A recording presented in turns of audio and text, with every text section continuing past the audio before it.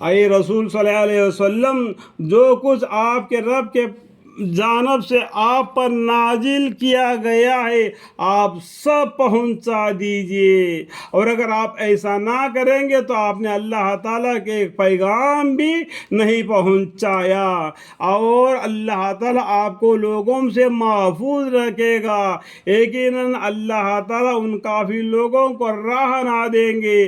آپ کہیں کہ اے اہل کتاب، تم کسی بھی راستے چیز پر نہیں جب تک کہ توریات کی اور انجیل کی اور جو کتاب تمہارے پاس تمہارے رب کی طرف سے بھیجی گئی ہے یعنی قرآن، اس کی بھی پوری پابندی نہ کرو گے، اور ضرور جو مضمون آپ کے پاس آپ کے رب کی طرف سے بھیجا جاتا ہے ان میں سے بہتوں کی سرکشی اور کفر کی ترقی کا سبب بن جاتا ہے، تو آپ ان کافی لوگوں پر غم نہ کیا کیجیے۔ یہ تحقیق بات ہے کہ مسلمان اور یہودی اور فراق صابئین اور نصرائی میں سے جو شخص یقین رکھتا ہو اللہ تعالیٰ پر اور روز قیامت پر اور کارگزاری اچھی کرے، ایسے پر نہ کسی طرح کا اندیشہ ہے اور نہ مغلوب ہوں گے۔ ہم نے بنی اسرائیل سے عہد لیا اور ہم نے ان کے پاس بہت سے پیغمبر بھیجے، جب کبھی ان کے پاس کوئی پیغمبر وہ حکم لایا جس کو ان کا جی نہ چاہتا تھا تو انہوں نے بعضوں کو جھوٹا بتلایا اور بعضوں کو قتل کر ڈالتے تھے، اور یہی گمان کیا کہ کچھ سزا نہ ہوگی، تو وہ اس سے اور بھی اندھے اور بہرے بن گئے۔ پھر اللہ تعالیٰ نے ان پر توجہ فرمائی، پھر بھی اندھے اور بہرے بنے رہے ان میں سے کہ بہتر ہے، اور اللہ تعالیٰ ان کے اعمال کو خوب دیکھنے والے۔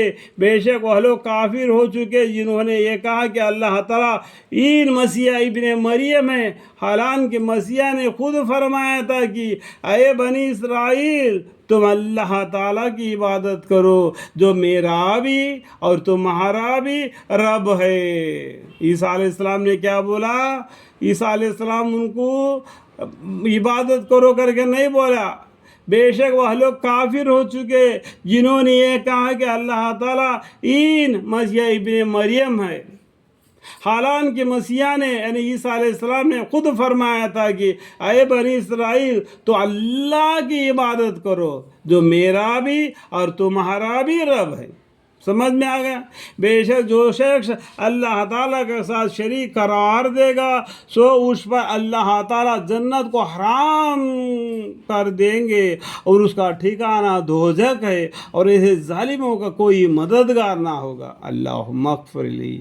بلا شک وہ لوگ بھی کافر ہے جو کہتے کہ اللہ تعالیٰ تین میں کا ایک ہے۔ الحمدللہ، اللہم اغفر لی، اللہ تعالیٰ ایک ہی ہے، تینٹی نہیں، ٹرینٹی میں نہیں جانا، ایک اللہ کی عبادت کرنا، حالانکہ بدل ایک معبود کیا اور کوئی معبود نہیں۔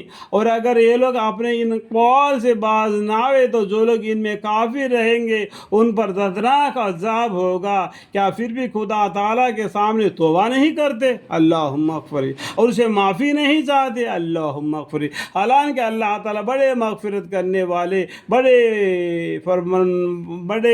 فرمانیوں والے ہیں، بڑے فرمانیوں والے ہیں۔ اللہم اغفر۔